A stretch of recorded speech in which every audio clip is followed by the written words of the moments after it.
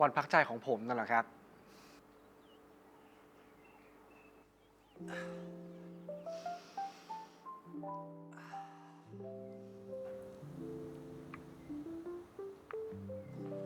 วันหยุดที่ไม่ต้องรีบตื่น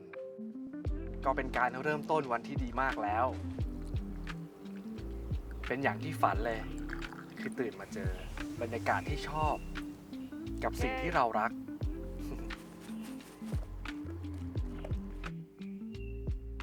บ้านโปร่งๆโล่งสบายตาแต่ก็มีมุมโปรดหลายมุมอย่างชั้นวางของเนี่ยเป็นที่สะท้อนตัวตนเลยชอบอะไรที่เป็นธรรมชาติและมีดีไซน์มันทำให้รู้สึกร่มรื่นมีชีวิตชีวามิยาสกิทำให้บ้านหลังนี้เป็นพื้นที่พักใจใกล้ธรรมชาติ